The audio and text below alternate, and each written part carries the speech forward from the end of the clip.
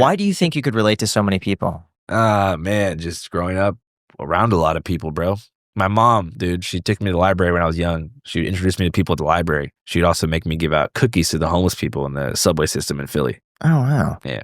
Did that provide you with maybe a different perspective? Yeah, it probably trained me to not be freaked out by homeless people. Yeah, well, you know what's interesting? My earliest experience with a homeless person growing up in LA was at Venice Beach. Yeah. It's a very positive experience, believe it or What not. happened? I caught a butterfly as I was kid. I must have been like first or second grade. Really. Yeah. I caught a butterfly and I wanted to put it in like a container or something like this. And I think I just like walked up to like there was a homeless couple, and it must have been 50s or 60s. And I walked up and like I think they asked me like, "Hey, what do you have in your hand?" I'm like, "It's a butterfly. I'm looking for a container." I think that's why I was looking for a container, and I went up to him, and she was like, "Hold on, I'll be right back." And I think she went through the trash and like gave me a container, and I put the butterfly in the container so I could look at the butterfly. Yeah. And it was they were normal people, just a couple. But then the teacher was like, "Oh my God, what are you doing?" Blah, blah, get blah. away from those freaks. Something like that. Yeah. But I just remember them being really, really, really kind, nice, and they just seemed like people who were down on their luck. Yeah, definitely. What percentage of people do you feel like fall into that camp versus people who have severe mental issues? I think it's addiction? it depends where you're at. Like, I mean, every homeless community is a little bit different, even here in LA. At Venice Beach, a lot of it is voluntary homelessness. They might live in a van, they chill at the beach all day by the skate park. There's some mental illness, but it's mostly like the culture, like the folk culture of being homeless. It's a thing. In New Orleans, it's mostly voluntary homeless gutter punks who are into like train hopping, and there's different subcultures among the homeless. If you go to downtown Skid Row, that is mostly mental health issues. Most people living down there, nobody would ever choose that because they want to. It's not by the ocean. A lot of people get ran out of Venice and have to go downtown. So there's certain levels of community policing amongst homeless encampments, like in the tunnels or, even in LA.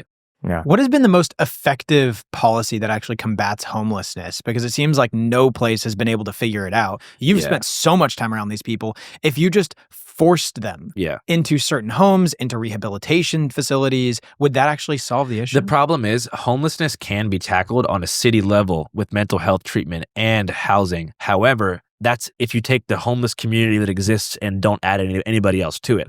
The problem is right now while simultaneously you have harm reduction sites and safe injection sites opening up in California, you also have other states and even counties in Oregon and Washington who are criminalizing homelessness and threatening to take people to jail, take away their right to vote, all that shit, if they are caught homeless more than 3 times with the vagrancy laws. So I think one was called the Grants Pass law, but in Idaho, it's illegal to be homeless. In Montana, it's illegal to be homeless. In all these states. So what they're doing on purpose is creating mass migrations to California. So you got homeless people from everywhere else in the country flocking to San Francisco because they can't be homeless elsewhere. One time I was in Austin, Texas, and I saw the police buy Greyhound bus tickets to send hundreds of homeless people to Portland, Oregon because they have services there. So you take something that starts off maybe positive where you might be able to see some change and it gets overwhelmed by the sheer number of homeless vagrants. And then before you know it, the system's being taken advantage of. You don't know where people are coming from, So there is a way to solve homelessness on a small scale, but there's no solving Skid Row. I mean, maybe there is, but it's definitely not going to be through voluntary outreach programs. Do you think the harm reduction facilities are working, or do you think it just attracts more people to go to those specific locations? It does both. That's the problem. You see what I'm saying? It works if you have a community of addicts who are living in a place where they're already from there and they're overdosing, and this is making it so they have access to like a treatment center or clean needles so they don't get AIDS or sepsis or Hep C. But all of a sudden, word travels fast on the streets. So you got people in Salt Lake City where they don't have a harm reduction facility being like, oh shit, we can get free fucking crack pipes in SF. They're on that first bus. The country's big, but it's not that big. I mean, especially along the frontier on the west, past the Rockies, shit travels really fast. See, I've always felt like homelessness should be somewhat of a federal issue because you have people from around the country that do flock usually to California because of the weather and Washington because of the and because of the treatment. Now some people could argue, well, California's providing these, certain things, and of course they're going there, so California's got to deal with it. But, when Las Vegas' solution to homelessness, as far as I'm aware, is simply, we'll get you a bus ticket anywhere. Yeah. And they just say, all right, California. Right. Yeah. Now you're getting people from other states that just migrate to California because it's illegal there. It'd be interesting if California just says, all right, well, it's illegal here too. Right. Are they going to go to another state where it's not? It's like, yeah, I feel like it's got to be solved from such a big level. That's what's fascinating is California is absorbing the problems of other states and being blamed for it simultaneously. And I'm not saying that Gavin Newsom has, the best policies, but he also shut down the safe injection site in San Francisco, which was the actual progressive policy model, which said, don't just give them the crack pipes and shit. Make it so they can only use in this specific radius that's enclosed and watched by security so they don't leave shit on the streets. That was they don't want that. See what I'm saying? It's all deliberate. And these progressive liberals, not leftists, who enact stuff like, oh, let's make a harm reduction center, yet they reject a safe injection site, which would actually protect the kids from, related problems, that gets vetoed.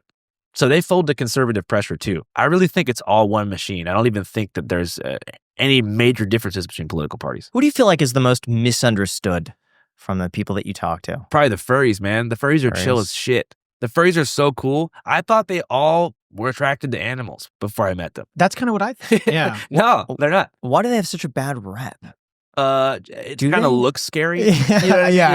Especially because they're all adults. If they're little kids and it was like a kid subculture, but it's like an adult subculture and there is a sexual component. Okay, why do people get drawn to furries? Because they're on the spectrum, a lot of them are. You know what I mean? And for people who have a hard time making eye contact and they love animals, it provides like a childish way to be able to express yourself without the awkwardness of eye contact that is, common in most interactions. So for furries, is it something where they just go to a convention and they wear the outfit, or is it they just wear the outfit at all times? I don't know. That's a really good question. Yeah. There's actually a big furry Antifa crossover. When I was at an Antifa protest in Portland, someone's like, dude, I haven't seen you since Fur Fest. So I think these are people who enjoy costuming.